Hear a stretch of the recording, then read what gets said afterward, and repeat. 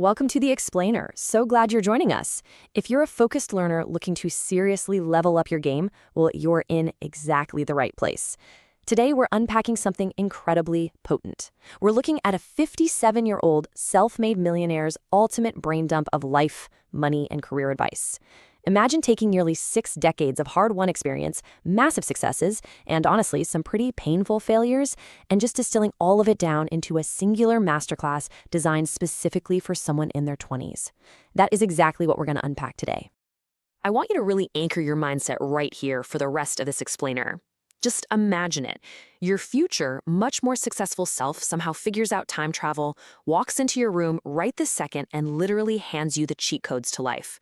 What would they say to help you avoid their biggest mistakes? What hidden shortcuts would they hand over? This entire source material is built exactly on that premise. It's basically a letter sent backwards through time to help you navigate the decades ahead with absolute clarity. And let me tell you, they did not hold back. 50. We are talking 50 individual rules, tips, and life philosophies. That is a massive volume of advice covering literally everything from when to take a nap to how to structure an investment portfolio. Now, trying to go through a list of 50 items one by one, yeah, that'd be exhausting and honestly a little chaotic to try and remember. So we're going to take a highly structured approach to make sure we actually grasp these cheat codes. Okay, let's dive into this. To make sense of it all, we've organized this wealth of information into 4 easily digestible pillars. First up, master your mindset. Second, build true wealth. Third, reputation and relationships. And finally, time, health, and happiness. Starting things off with Pillar 1, master your mindset, building the internal foundation. Right off the bat, there's this really stark dichotomy about how we spend our time online. You're basically operating with either a producer mindset or a consumer mindset. Look, consuming content is great for learning. You're doing it right now. But if you aren't trying to put more value out into the world than you're taking in, you are actively being robbed of your time and attention. I challenge you to reflect on your screen time for a second. Are you building and sharing ideas, or are you just endlessly scrolling and letting other people profit off your attention? And this brilliantly illustrates a framework borrowed straight from Jeff Bezos on how to actually make choices without just freezing up. We face hundreds of decisions every week, right? Well, if a decision is reversible, meaning you can easily change your mind later, you need to act quickly. The biggest risk there is just dragging your feet and killing your own momentum. But if a decision is irreversible, the whole game changes. The biggest risk becomes making the wrong choice. So that is when you hit the brakes, deliberate, and gather as much intel as possible before pulling the trigger.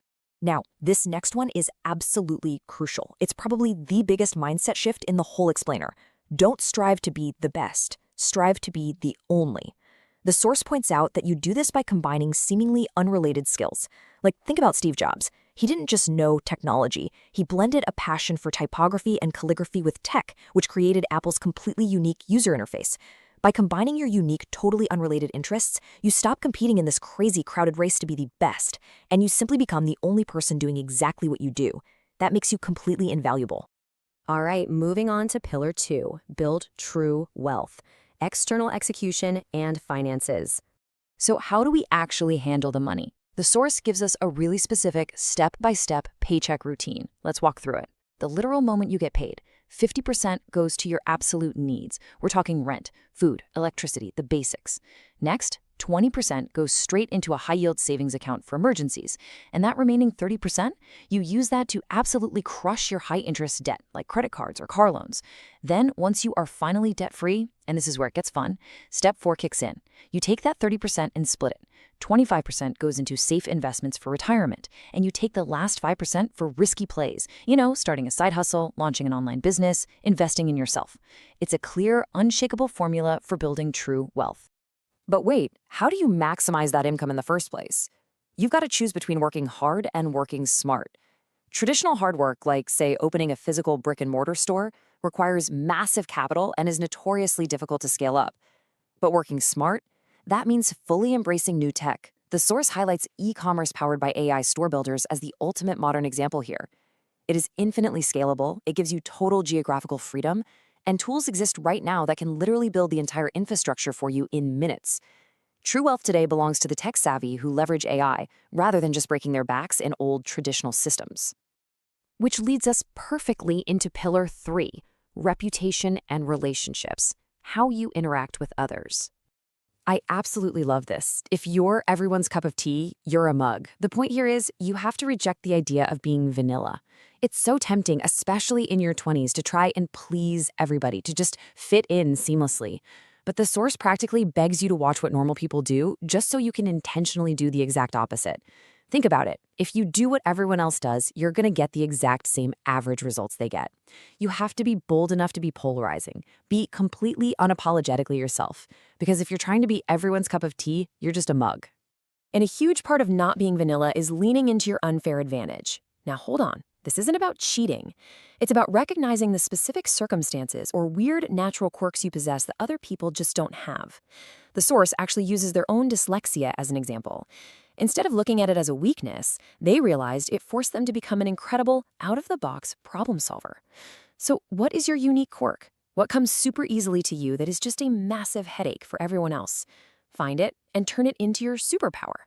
And when you start using those superpowers out in the wild to network, keep this rule in your back pocket. The quality of your questions will shape your future success.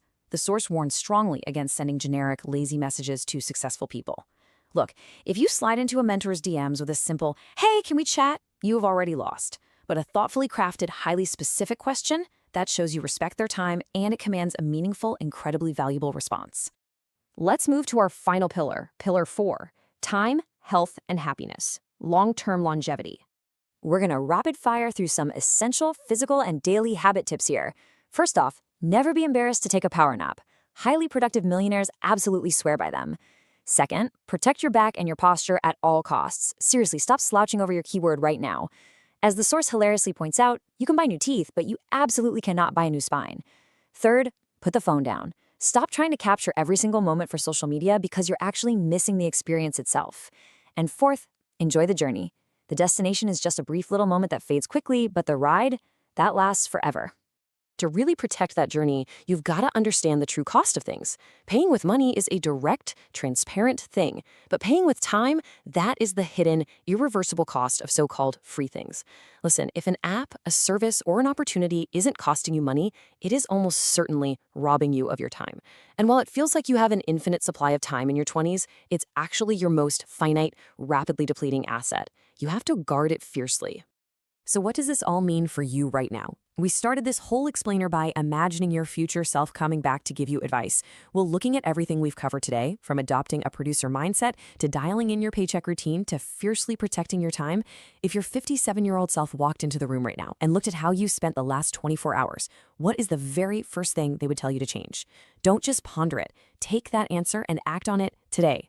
Thank you so much for joining me for this explainer, and I will see you next time.